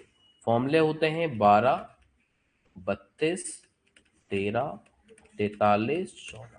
मटेरियल वाले फॉर्मूले हैं, बस रिवर्ट करके लिखना होता, उल्टा करके।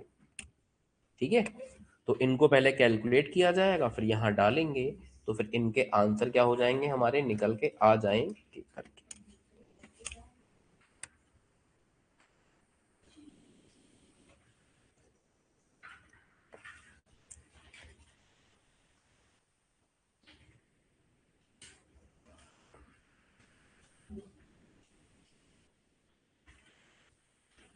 हाँ बेटा, कितना आया, टोटल कितना आ रहा है,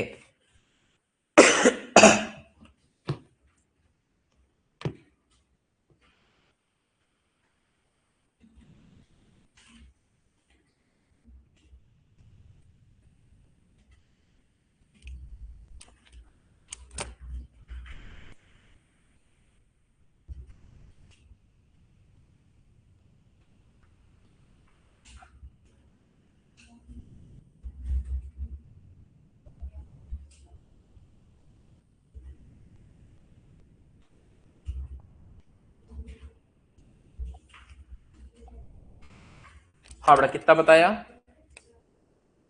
50,000 पहला ला, पहला वाला 50,000 कहा जा रहा है, सेकंड वाला 50,450, 51,000 एग्जैक्ट, लास्ट वाला,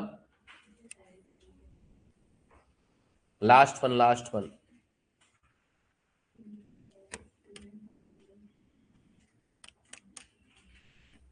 कितना,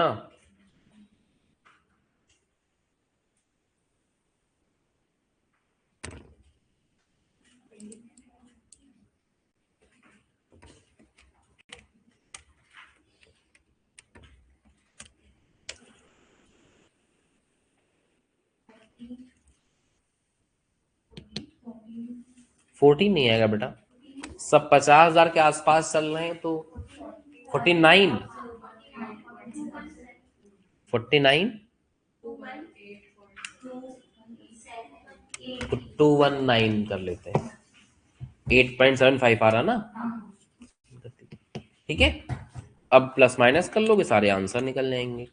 2 - 1 करोगे, 450 फेवरेबल आ जाएगा। 2 - 3 करते हैं, 550 एडवर्स आ जाएगा। 3 - 1 करते हैं, 1000 फेवरेबल आ जाएगा। 3 - 4 करो तो कितना आया, 1781, वो भी फेवरेबल। और सब वैल्यूम निकाल लो, 4 - 1 करके 781 एडवर्स। ठीक है, तो इस तरीके से अपने क्या होंगे, फिफ्थ क्वेश्चन के सोल्यूशन निकल जाएंगे। अब देखो उसने चालाकी क्या करी है, पूछ आपसे सेल्स वेरिएंस रहा है, साथ में उसने क्या पकड़ा दिया आपको, बजटेड कॉस्ट पकड़ा दी। कॉस्ट का काम तो तब लगता है जब हमें प्रॉफिट निकालना हो, तो सेल में से कॉस्ट माइनस करेंगे तो प्रॉफिट निकलेगा। ठीक है, तो प्रॉफिट वेरिएंस निकालते समय इसका योगदान होता है, सेल्स निकालते समय कोई योगदान नहीं होता। अब एग्जाम में क्या होता है कि आदमी कंफ्यूज आ जाता है, कहता भाई दे रखा कुछ ना कुछ तो काम लग करिए, लगा दी जबरदस्ती, घुसेड़ दी कहीं ना कहीं, खत्म हो गया खेल। ठीक है, तो जरूरी नहीं कि सवाल में जितना कंटेंट दे रखा सबका यूज ही पड़े। कभी कभी एक दो इंफॉर्मेशन क्या होती है, अननेसेसरी सवाल तुम्हें देता है, जिससे आदमी क्या हो, कंफ्यूज हो, गलत करे। अभी मजा है एग्जामिनर को, तो मजा लेने के लिए कभी कभी गलत दे देता है। ठीक है, तो जिसकी जरूरत नहीं होती है उतना दे देता है। तो बच्चा कहता है देता क्यों है, तो फिर उसको एग्जाम्पल बताते हैं कि मान लो घर में मम्मी को चाय बनानी हो, तो चाय बनानी होगी तो सब सामान रखा है उसी में, हल्दी भी रखी है, नमक मिर्चा भी रखा है, मिर्चा भी रखा है, काली मिर्च भी रखी, तो क्या सब डाल दें? इंग्रेडिएंट तो सारे रखे हैं। चाय बनाती है तो चाय के हिसाब से सोचिए कि मुझे चाय बनानी है, पानी डालो, दूध डालो, चीनी, चाय की पत्ती, स्वाद के लिए अदरक वदरक, बस इससे चाय बन जाएगी अपनी। उसके अंदर थोड़ा ना कि वहां हल्दी डाल दोगे 1 चम्मच और तुम का वो डाल दोगे, समझ जो, सब काम खराब हो जाएगा। रखा सब है तुम्हारे पास, जब जिसकी जरूरत होगी वो पिक करोगे सवाल से। तो बेटा इस तरीके से हमारा क्या हो गया, यहाँ पे 5th क्वेश्चन भी सॉल्व हो गया। चलते हैं और आगे हम लोग। अब कभी कभी हमें क्या निकालने होते हैं, प्रॉफिट वेरिएंसेस। तो आओ एक टेबल और बनाओ प्रॉफिट वेरिएंसेस की।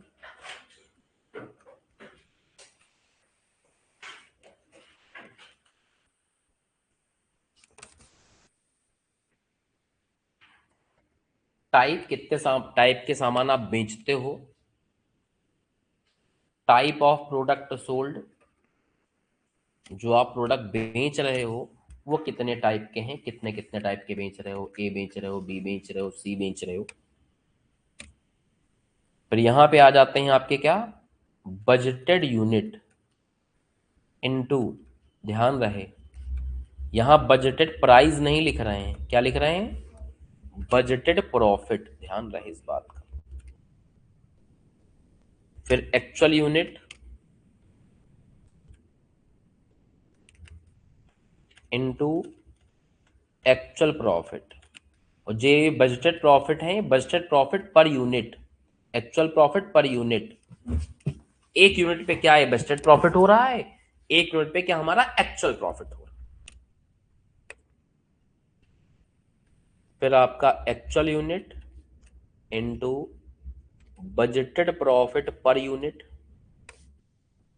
और सबसे लास्ट में वही क्या, revised budgeted unit into budgeted profit per unit.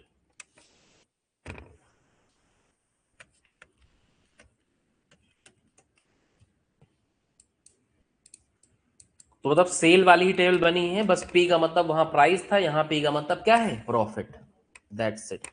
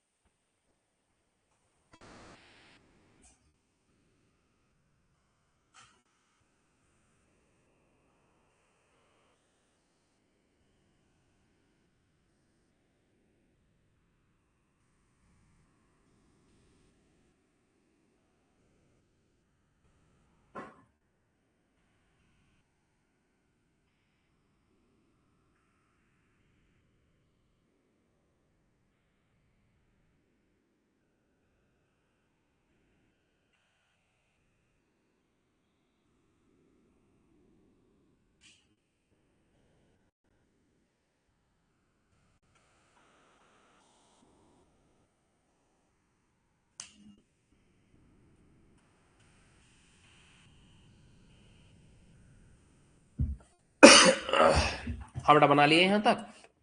अच्छी बात यह है, अब इन प्रॉफिट को हम लोग मार्जिन भी बोलते हैं, चाहे प्रॉफिट बोले और चाहे क्या बोले, प्रॉफिट किस पे होता है, सेल पे ही।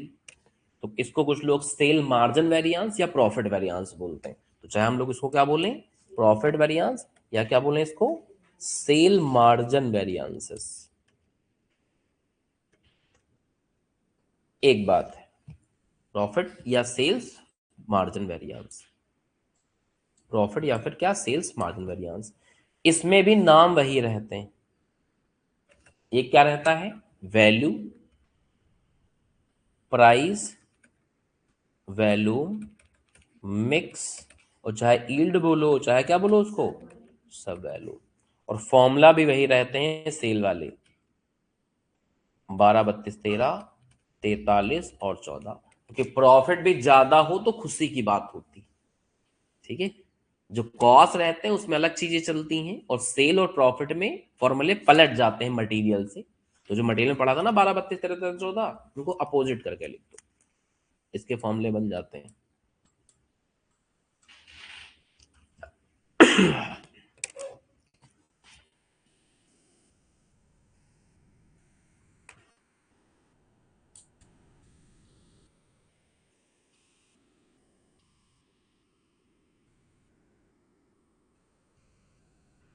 फावड़ा लिख दिया, हटा दें, फिर नीचे लिखो, इसी के नीचे बजटेड प्रॉफिट पर यूनिट कैसे निकालेंगे, बजटेड प्रॉफिट पर यूनिट कैसे निकालेंगे। इसके लिए आपको लेना है बजटेड सेलिंग प्राइस, जिसको कुछ लोग स्टैंडर्ड सेलिंग प्राइस भी कहते हैं।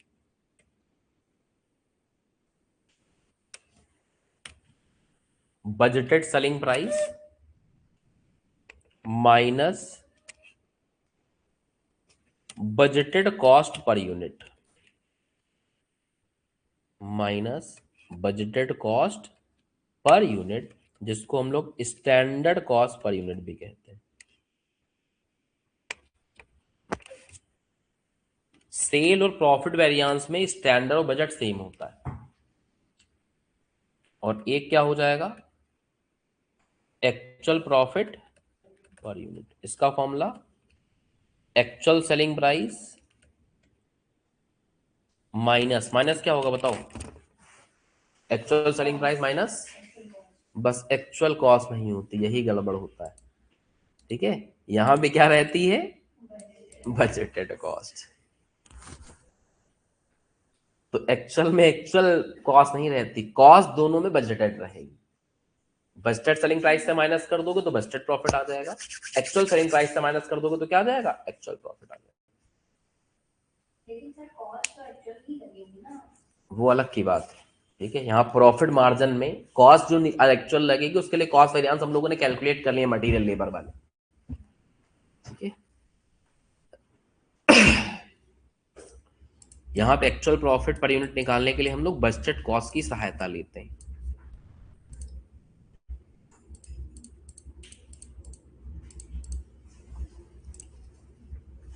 ठीक है, कोई समस्या, चलो अगर लिख लिया है सारा तो सवाल में चल लेते हैं, और इससे लगा लेते हैं हम लोग क्वेश्चन नंबर कौन सा, 4 वाला। इस यूनिट है 1000 1000 1000, 1000 एबीसी है। और बजटेड सेलिंग प्राइस थोड़ी ना लिखना होता, बजटेड प्रॉफिट लिखना होता है, और बजटेड प्रॉफिट आपको दे ही रखा है। स्टैंडर्ड का मतलब बजट होता है और प्रॉफिट का मतलब प्रॉफिट होता है, तो ये आपको 8, 5 और 2 दे रखा है, ठीक है। फिर एक्चुअल क्वांटिटी 800, 1200 और 1500, 800, 1200 और 1500। यहां पे आपको यही बजटेड वाला प्रॉफिट लिखना होता है 852। यहां पे आपको एक्चुअल प्रॉफिट लिखना होता है, लेकिन एक्चुअल प्रॉफिट गायब है, तो दिमाग लगाना पड़ेगा।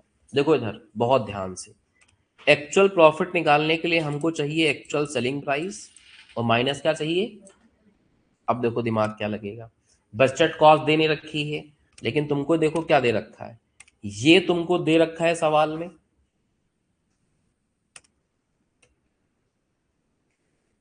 और ये तुमको सवाल में दे रखा है, इससे माइनस करेंगे तो ये निकलेगा और फिर ये यहां जाके घुसेड़ेंगे। और एक्चुअल सेलिंग प्राइस दे नहीं रखा लेकिन निकाल सकते हो इससे, इसको डिवाइड करके। तो इससे डिवाइड करके एक्चुअल सेलिंग प्राइस निकालेंगे, इससे माइनस करके बजटेड कॉस्ट निकालेंगे और फिर दोनों को माइनस करेंगे तो क्या निकल के आएगा, वो रफ में कैलकुलेशन करनी पड़ेगी हम लोग को वर्किंग नोट के अंदर। तो वीसी का वर्किंग नोट हम यहां बना रहे हैं।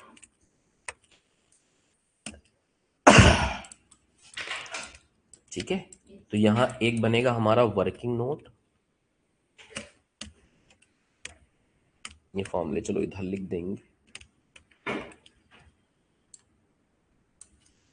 और यहां पे बन जाएगा हमारा एक वर्किंग नोट।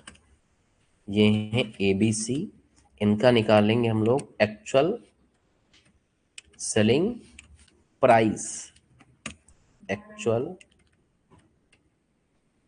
सेलिंग प्राइस जो इससे डिवाइड करके निकालोगे, 9600 डिवाइड बाई 800 ₹12, 10,800 डिवाइड बाई 1200 ₹9, और 13,500 डिवाइड बाई 1500 कितना, तो ये 8 है या 9 आया ऊपर वाला, ये भी 9 आ रहा है, 12,999 आया है। ठीक है, इसके बाद दूसरा बजटेड कॉस्ट पर यूनिट। ठीक है, तो वो यहां से निकालनी पड़ेगी, 15 माइनस 8 यानी कि ₹7, 10 माइनस 5 यानी कि ₹5, और 8 माइनस 2 यानी कितने, ₹6। इससे इसको माइनस कर दोगे, आ जाएगा क्या आपका एक्चुअल प्रॉफिट, यानी कि ₹5, ₹4 और ₹3। तो एक्चुअल प्रॉफिट आ गया 5, 4, ₹3 का। यही ऊपर हम लोग को लिखना है, 5, 4 और 3। बजटेड यूनिट कैसा, रिवाइज बजटेड कैसा निकालोगे, एक्चुअल यूनिट का सम करो, इस एक्चुअल यूनिट का सम करना मांगता है, इस एक्चुअल यूनिट का सम करो कितना, 3500, इसको स्टैंडर्ड रेशियो में तोड़ दो, बराबर बराबर बराबर, कितना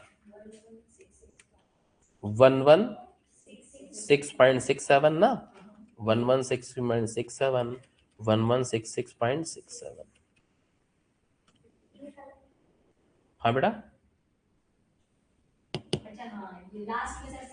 हाँ 6 कर दो, कोई फर्क नहीं पड़ता उससे, बहुत ज्यादा चिंदी मतलब कम आएगा, उससे कुछ फर्क नहीं पड़ेगा। और इनटू कर देंगे क्या, स्टैंडर्ड वाला प्रॉफिट। चलो अब इनका सम करके बताओ।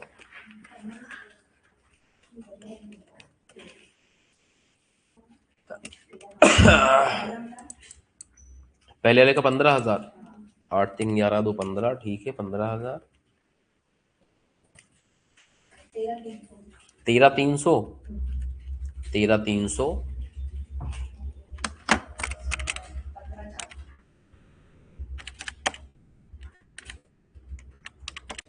15,400, और ये 15,167। देखो मैथ की भाषा समझो, अगर ये कॉमन होते हैं तो एक बार 1,000 लेके आप इससे मल्टीप्लाई कर सकते हो, 8 5 13 2 15, 15 इंटू 1,000, 15,000 आ गया, समझ लो। लेकिन ये बराबर होते हैं तभी नियम लगेगा, ये नहीं कि यहां भी तुम कह दो इसको जोड़ लेंगे एक बार कर देंगे, गड़बड़ हो जाएगा, समझ लो। ऐसे यहां कर सकते हो, 8 5 13 2 15, और ये कॉमन है बस, सब में एक ही जैसा दिख रहा है, तो 11.66 करके इंटू 15 कर दो, डायरेक्टली निकल जाएगा। बस 2 मिनट दो, आ रहे हैं। अरे सुनिए तो।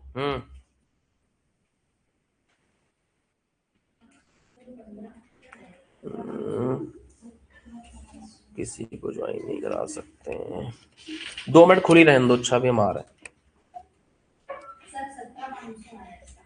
किसका, लास्ट वाले का 17,500 आ रहा है, हमने गड़बड़ कर दिया, 8 5 13 तो 15, 1166.66 इंटू 15, हाँ 17,500, 17,500 फॉर्मूला लगा दो, आंसर निकल जाएंगे। ठीक है, 12 32, 13, 43।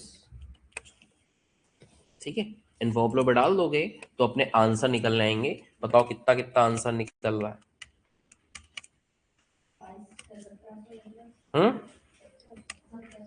1700 पहला वाला,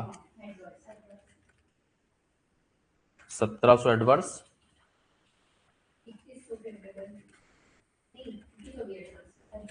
2100 एडवर्स,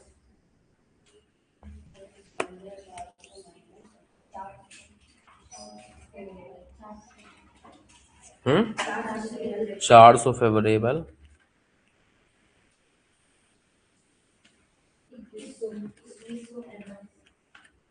2100 एडवर्स,